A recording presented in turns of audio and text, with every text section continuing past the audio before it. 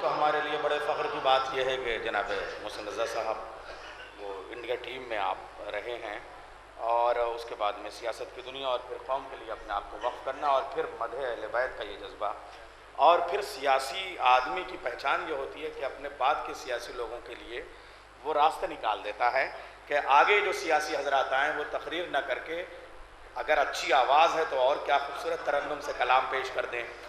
تو پھر جناب شفقت تقی صاحب قم المقدسہ سے جن کا تعلق ہے، اگر ہم ان سے ترنم میں کلام آج سن لیں گے تو یہ بھی شعراء کی فہرست میں ایک اضافہ ہوگا، لیکن کلام تو وہ بعد میں پڑھیں گے، ڈائس پہ آنے کی زحمت میں ان کو پہلے دوں گا۔ جناب شفقت تقی صاحب سنیے گا، آپ میں سننے سے منع نہیں کر رہا ہوں، مگر ایک آدھ کلام وہ جو آپ کی آواز ہے وہ انشاءاللہ ہم سنیں گے۔ آپ آ جائیں، ڈائس پہ آ جائیں۔ اللہ صلی علی محمد سے تو یہ بھی دیکھیے، صرف جناب امیر کا یہ صدقہ ہے کہ جن پارٹیوں کو آپ ایک ساتھ ایک ڈائس پہ نہیں دیکھ سکتے، مولا علی کے ذکر کا صدقہ ہے کہ وہ ایک ڈائس پہ نظر آتے ہیں۔ تو آئیے یہ سلسلہ پہلے تو میں ایک دو بند پیش کر، کیا ثنائے مرتضیٰ ہے اور میں ہوں، یہی ایک مشغلہ ہے اور میں ہوں، فرشتوں قبر میں آہستہ بولو یہاں شیر خدا ہے اور میں ہوں، ڈر تھا مجھ کو قبر میں جب تک نہ آئے تھے علی، ڈر تھا مجھ کو قبر میں جب تک نہ آئے تھے علی، اب فرشتے ڈر رہے ہیں گفتگو کرتے ہوئے، اب فرشتے ڈر رہے ہیں گفتگو کرتے ہوئے۔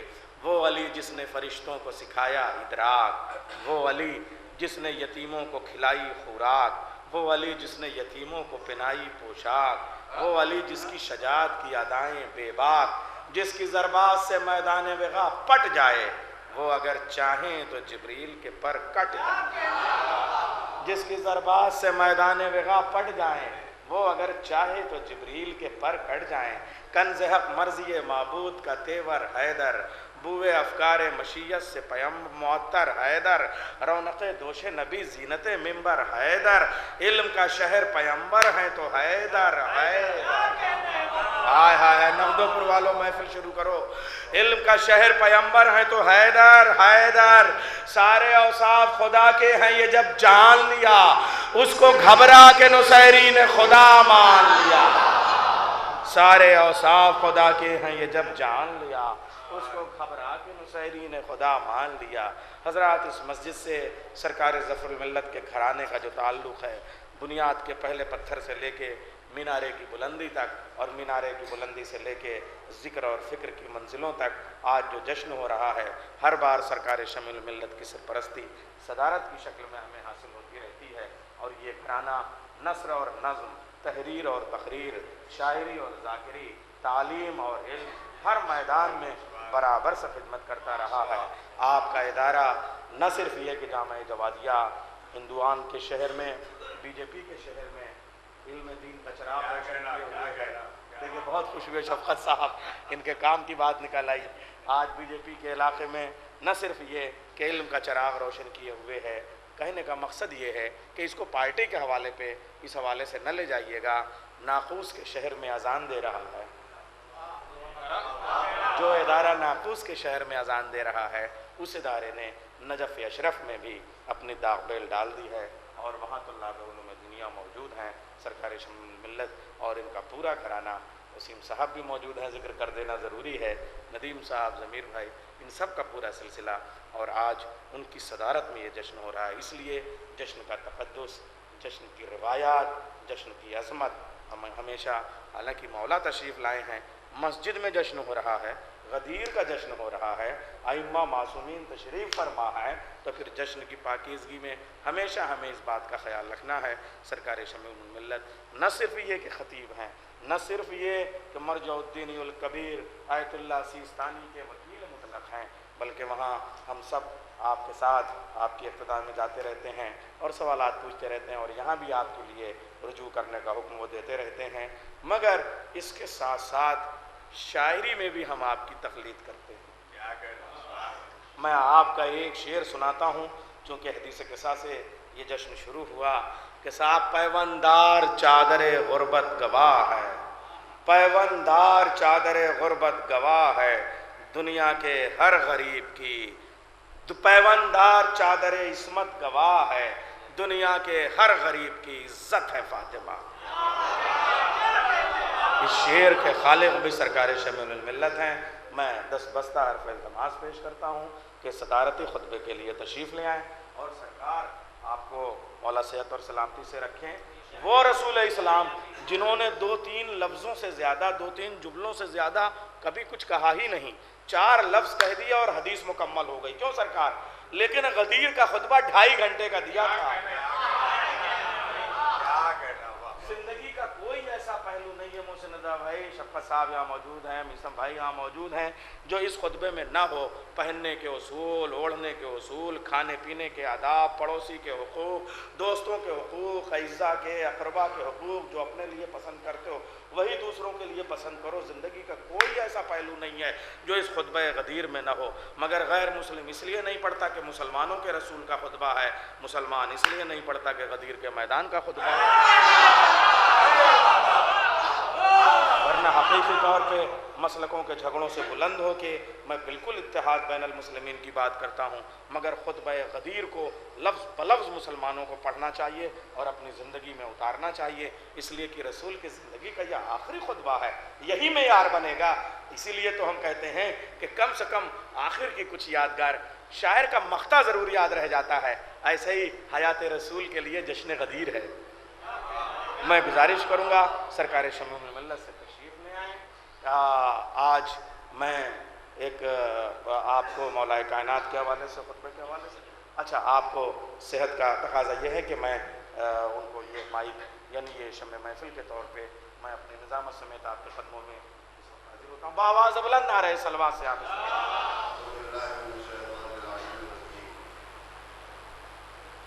بسم اللہ الرحمن الرحیم۔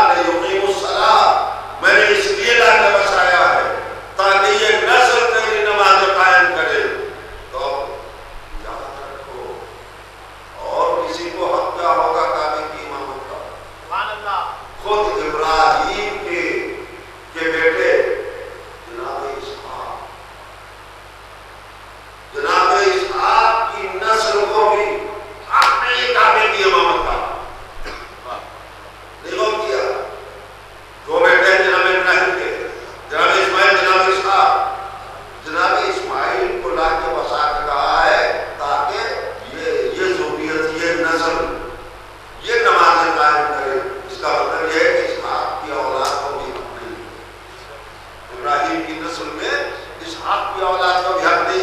اب آج جو چاہے قبضہ کر لے, لیکن ابراہیم کی دعا کا مقصد اس وقت پورا ہوگا جب اسحاق کا بیٹا بھی آئے گا, اسماعیل کا بیٹا بھی آئے گا, اسحاق کا بیٹا عیسیٰ ہوگا, اسماعیل کے بیٹے جناب روحانہ ہوں گے. اس کو پتہ چلے گا کون امام ہے اور کون معموم ہے.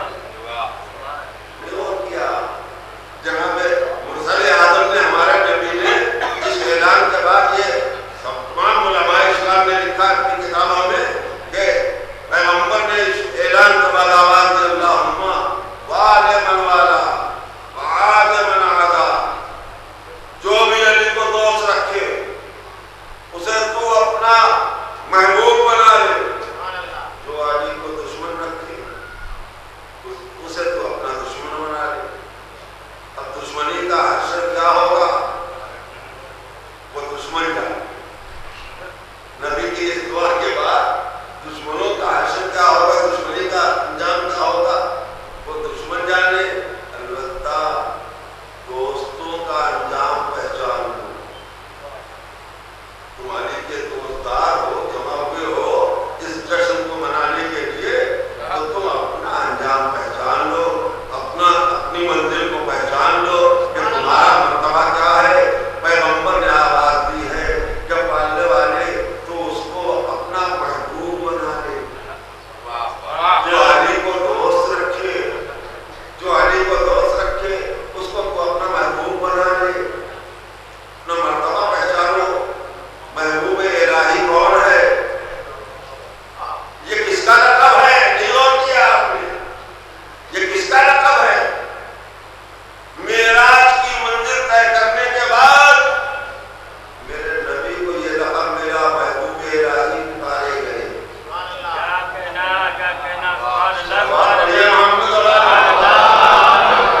یہ لقب جناب ابراہیم کا میرے نبی کو ملا ہے معراج سے.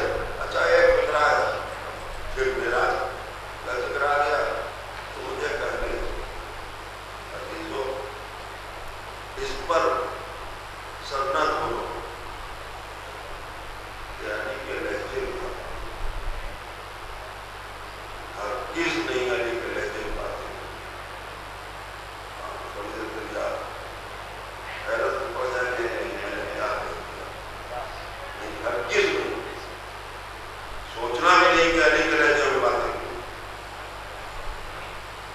ٹھیک ہے، بڑے عالم نے لکھا ہے، حوالہ بھی دیا ہے مولانا، لیکن میں اپنی بات کہہ رہا ہوں کہ میری نظر میں ہرگز اللہ نے علی کے لہجے میں بات نہیں کی ہے میرا. اور میں آپ سے پوچھتا ہوں، میں اس وقت یہاں ہوں، لکھنؤ پور ہوں، بمبئی میں کوئی میرے لہجے میں باتیں کر لے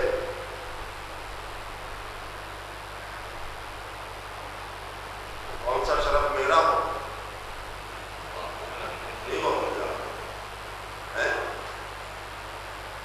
میں یہاں رہوں اور میری زبان وہاں بولے، میرا وجود وہاں ثابت ہو جائے، تو یہ ہے قابل فکر عظمت کی بات. ہم یہ کہیں علی کے لہجے میں باتیں ہوں تو علی فرش پہ رہے ہوں، اپنے گھر میں رہے ہوں، حسین پہ علی کا وجود ثابت نہیں ہوگا لہجے سے. لہجے میں نہیں بات ہوئی ہے، عرش پہ علی کی زبان بولی. جس کا تذکرہ میرے نبی نے کیا کلمنی اللہ میں لغت علی، علی کی زبان میں اللہ نے مجھ سے باتیں کی ہیں. لہذا علی کا وجود حسین پہ تھا، علی بول رہے تھے. خدا کی شان یہ نہ کہنا کہ کوئی ہم نے غلو کیا ہے، کوئی بڑی بات کہی ہے. نہیں نہیں، تم نے یاد کیا ہے سب باتیں ثبوتیہ بچپنے میں نا، تو یہ بھی یاد کیا ہوگا اللہ متکلم ہے، تو اس کے آگے یاد کیا ہوگا دنیا میں رٹایا گیا ہے، متکلم ہے یعنی جب چاہے بولے، یعنی جب جس چیز میں چاہے کلام اللہ کی شان یہی ہے. اللہ زبان نہیں رکھتا، ذہن نہیں رکھتا، جسم نہیں رکھتا. اللہ کی شان یہ ہے کہ اگر کسی سے بات کرنی ہو تو اپنا کلام کہیں کسی چیز میں پیدا کرے گا. درخت میں کلام پیدا ہو جائے تو کلیم اللہ. اب اگر فخر کلیم سے باتیں کرنی ہو، فخر کلیم سے باتیں کرنی ہو تو بتاؤ اللہ اپنی باتیں کی تو اس کی شان یہ ہے کہ کہیں اپنا کلام پیدا کرے گا کہ نہیں. اب بتاؤ حسین کے کاہے میں کلام کیا اللہ نے اس کے ذریعے سے. ہو سکتا ہے کہنے والا کہہ دے کہ جو فرش پہ دریا بنا ہے بھائی عرش پہ بنا ہوگا، یعنی فرشتہ جبرائیل جہاں بھی ذریعہ بنے ہیں وہاں بھی بنے ہوں گے. اب میری سمجھ میں آیا کہ جبرائیل کو کیوں بھیجا تھا لینے کے لیے.